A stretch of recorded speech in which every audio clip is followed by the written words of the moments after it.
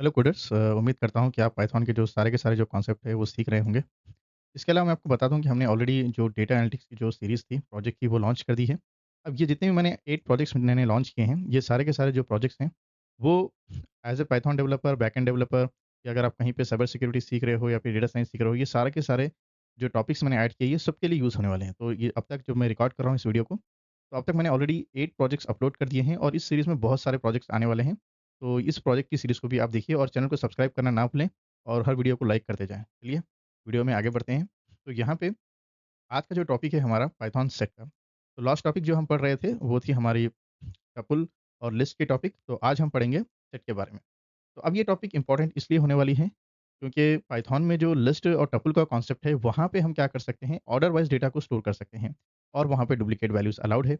लेकिन जब कभी भी आप ऐसे डेटा सेट को चाहते हैं जहाँ पे आपको डुप्लीकेट वैल्यूज़ नहीं चाहिए, सारा का सारा जो डेटा सेट है वहाँ पे आप सिर्फ़ आपको यूनिक वैल्यू स्टोर कराना है, तो आप क्या करेंगे पाइथन सेट का जो कॉन्सेप्ट है वो कॉन्सेप्ट को आप यूज़ करेंगे। तो ये जो कॉन्सेप्ट है ये म्यूटेबल डेटा है, यानी कि अगर आप इसके अंदर कुछ चेंजेस करना चाहते हैं तो आप चेंजेस कर सकते हैं। लेकिन यहाँ पे जो बहुत सारे जो इंटरव्यूज़ में क्वेश्चन पूछा जाता है कि यहाँ पे आप देख सकते हो no indexing, no slicing, no concatenation, no multiplication.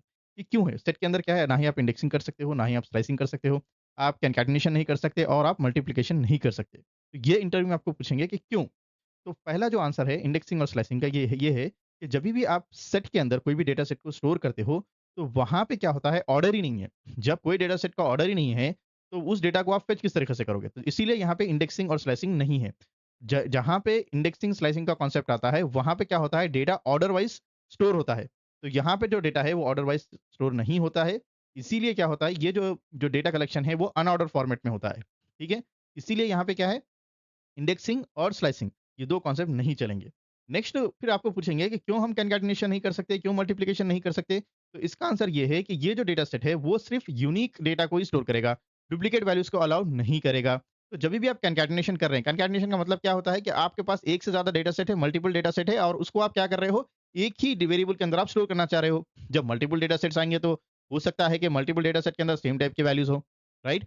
तो इसीलिए कॉन्कैटिनेशन पॉसिबल नहीं है क्योंकि कॉन्कैटिनेशन में क्या होता है मल्टीपल डेटा सेट्स होते हैं और वो सारे के सारे डेटा सेट मिलके एक डेटा बनाते हैं और वहाँ पे डुप्लीकेट वैल्यूज़ अलाउड होती है। इसीलिए यहाँ पे डुप्लीकेट वैल्यूज़ अलाउड नहीं है, कॉन्कैटिनेशन भी नहीं है। मल्टीप्लिकेशन सेम कॉन्सेप्ट है। मल्टीप्लिकेशन का मतलब ही क्या होता है कि आपको डेटा को रिपीट कराना है। एक ही डेटा बार-बार रिपीट हो रहा है। अब रिपीट हो रहा है उसका मतलब कि वो डुप्लीकेट डेटा बन गया। तो इसीलिए यहाँ पे आपका डुप्लीकेट जो वैल्यूज़ है अलाउड नहीं है, इसलिए मल्टीप्लिकेशन कॉन्सेप्ट भी एक्जिस्ट नहीं करता है। तो इसका आंसर यही है।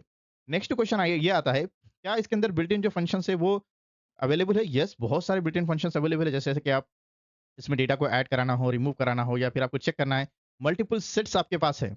तो आप क्या कर सकते हो, कोई सुपरसेट है, सबसेट है, अगर आपको डिफरेंस वैल्यूज़ निकालनी है, यूनियन वैल्यूज़ निकालनी है, इंटरसेक्शन वैल्यूज़ निकालनी है, ये सारे के सारी चीज़ें आप कर सकते हो।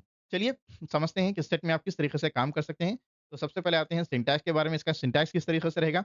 तो आपको सबसे पहले आपको क्या करना है, आपको एक वेरिएबल लेना है और आपके नेक्स्ट आप यहाँ पे यूज़ करोगे कर्ली ब्रैकेट जिसको हम फ्लावर ब्रैकेट भी बोलते हैं। तो आप इस ब्रैकेट को लेंगे और इसके अंदर आप अपना डेटा को ऐड करेंगे। एन नंबर ऑफ डेटा आप ऐड कर सकते हैं, मिक्स टाइप ऑफ डेटा आप ऐड कर सकते हैं। हो सकता है कि कुछ डेटा जो आपका आ रहा है वो फ्लोट फॉर्मेट में हो, कुछ आपका इंटीजर फॉर्मेट में हो, कुछ स्ट्रिंग हो, कुछ बूलियन हो। इस तरीके से आप डेटा को ऐड कर सकते हैं, ठीक है? नेक्स्ट चीज़ एक वेरिएबल ले लेते हैं हम और वेरिएबल का नाम ले लेते हैं डेटा सेट और यहाँ पे मैंने कर्ली ब्रैकेट ले ली और यहाँ पे मैं मल्टीपल डेटा को ऐड कर रहा हूँ। जैसा कि मैंने ऐड कर दिया हाय, हेलो, ठीक है? नेक्स्ट चीज़ कुछ इंटीजर वैल्यूज़ आ गए आपके। यहाँ पे हम कुछ फ्लोटिंग वैल्यूज़ भी ले लेते हैं। डॉट 89 समथिंग 98.543 समथिंग इस तरीके से।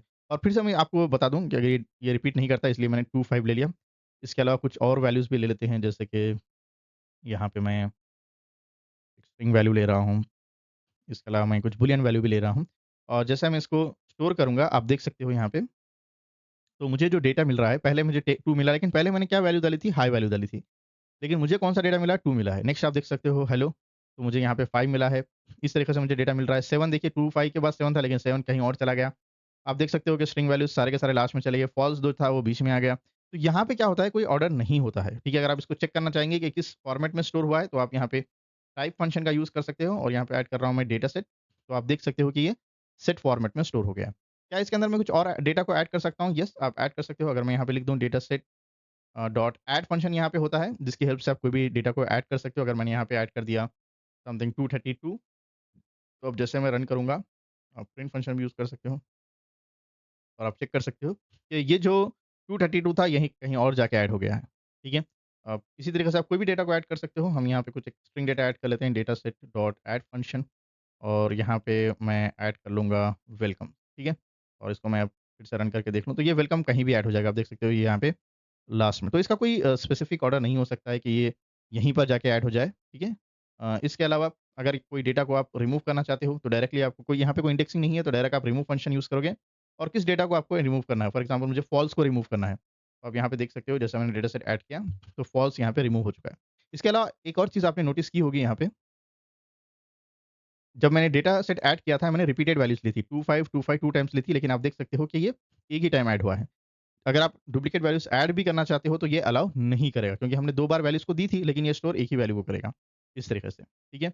ऐड एंड रिमूव आपके हो गए। नेक्स्ट चीज़ हम जो करेंगे वो हम सुपरसेट लेंगे। तो यहाँ पे मैं एक वेरिएबल ले लेता हूँ ए और यहाँ पे कुछ डेटा को ऐड कर लेता हूँ 2, 3, 4, 5, 6, 7, 8 ठीक है? एक और वेरिएबल ले लेंगे बी और यहाँ पे कुछ डेटा को ऐड कर लेंगे 5, 6, 7 इस तरीके से। तो अब आप यहाँ पे देख सकते हो कि ये जो 2 डेटा है इसके अंदर सिमिलर वैल्यूज़ आ रहे हैं। तो अगर मैं यहाँ पे चेक करूँ कि बी जो है ये सुपरसेट है या नहीं है क्योंकि तो यहाँ पे आ रहा है मुझे सुपरसेट ओके, यहाँ पे ए एंड बी 2 ही वेरिएबल है, मैंने सी ले लिया। तो आप देख सकते हो कि ये ट्रू हो रहा है। अगर मैं सबसेट के ज़रिए से देखूँ, तो यहाँ पे अगर देखूँ इज़ सबसेट क्योंकि बी जो है वो सबसेट है ए का, तो आप देख सकते हो ट्रू आ रहा है। तो इस तरीके से अगर आपको चेक करना है कोई वेरिएबल सुपरसेट है या सबसेट है, तो आप ईज़िली आप चेक कर सकते हो। इसके अलावा अगर मुझे कुछ यूनियन वैल्यूज़ निकालना है, तो आप यूनियन वैल्यूज़ भी निकाल सकते हो। तो ए यूनियन बी इस तरीके से आप निकाल सकते हो। ये सारे के सारे का जो वैल्यूज़ आ जाएँगे वो वहाँ पे प्रिंट हो जाएँगे। इसके अलावा आपको चेक करना है सिर्फ़ डिफरेंस वैल्यू यानी कि कौन से वैल्यूज़ है जो डिफरेंस है 2 वेरिएबल्स के बीच में। तो आप देख सकते हो 2, 3, 4, 8 ये 3 वैल्यू यानी आप देख सकते हो 2, 3, 4 2, 3, 4, 8 ये 2 वैल्यूज़ अगर हम चेक करेंगे तो बी वेरिएबल के अंदर नहीं है। इसके अलावा जो वैल्यूज़ अवेलेबल हैं उनको भी आप चेक कर सकते हो। तो यहाँ पे आप देख सकते हैं इंटरसेक्शन अगर मैं करूँ ए इंटरसेक्शन ऑफ बी। तो यहाँ पे मुझे जो वैल्यूज़ कॉमन है वो आ जाएँगे देख सकते हो आप 5, 6, 7 2 वेरिएबल के अंदर ये चीज़ें कॉमन हैं। तो इस तरीके से आप इज़िली चेक कर सकते हो। इसके अलावा बहुत ही इंपॉर्टेंट क्वेश्चन है जो इंटरव्यू में पूछा जाता है वो है हमारा फ्रोज़न सेट का कॉन्सेप्ट। फ्रोज़न सेट का कॉन्सेप्ट क्या है? कि आपके पास 2 तरीके के सेट होते हैं, एक नॉर्मल सेट और एक फ्रोज़न सेट। नॉर्मल सेट जो होता है वो इम्यूटेबल होता है, यानी उसके अंदर आप डेटा को ऐड भी कर सकते हो और आप डेटा को रिमूव भी कर सकते हो। लेकिन फ्रोज़न सेट का कॉन्सेप्ट इसका रिवर्स होता है, यानी कि अगर कभी भी आपने कोई भी डेटा ले लिया, उसको फ्रोज़न सेट में आपने कन्वर्ट कर लिया, तो अब ये जो डेटा होगा, वो इसके अंदर क्या हो जाएगी, इम्यूटेबल कॉन्सेप्ट आ जाएगा। यानी इसके अंदर ना ही आप कुछ ऐड कर सकते हो, ना ही कुछ आप रिमूव कर सकते हो। तो आप देखिए ए जो है मेरा ये टाइप जो है वो सेट है। अगर मैं यहाँ पे चेक करूँ, टाइप ऑफ द ए, ये हमने सेट फॉर्मेट में ऐड किया था। अगर मैं इसके अंदर कुछ भी ऐड करना चाहूँ, जैसे कि मैं अगर यहाँ पे ऐड 23 कर देता हूँ, तो ये जो 23 है, यहाँ पे ऐड हो चुका है, ठीक है, परफेक्टली।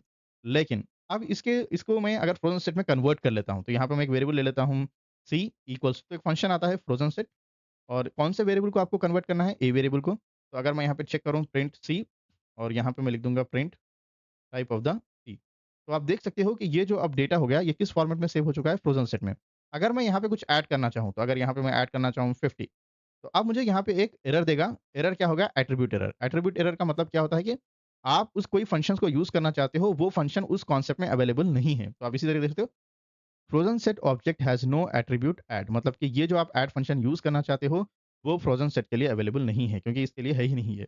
इसके अलावा सेम चीज़ अगर आप देखो ए डॉट में अगर रिमूव करता हूँ, ठीक है? ए के अंदर कौन सा हेवी डेटा है? चलिए 23 को रिमूव कर लेते हैं। तो यहाँ पे मैं रिमूव लिख देता हूँ और 23 और प्रिंट करता हूँ तो आप देख सकते हो कि ए के अंदर से डेटा निकल गया क्योंकि ये नॉर्मल सेट है। लेकिन अगर यही चीज़ें मैं फ्रोज़न सेट के साथ करूँ तो सी डॉट रिमूव 23 तो अब मुझे यहाँ पे सेम एरर आ जाएगा और ये मुझे बताएगा कि रिमूव जो है वो फ्रोज़न सेट के लिए बना ही नहीं गया है। ठीक है? तो यही डिफरेंसेस होते हैं। उम्मीद करता हूँ कि आज का जो कॉन्सेप्ट है आपको समझ में आ गया है। तो हर वीडियो को आप लाइक करते जाइए और ज़्यादा से ज़्यादा स्टूडेंट्स तक इस वीडियो को, इस चैनल को भेजिए ताकि चैनल भी ग्रो हो और आप भी grow. Okay guys, so that's it for today.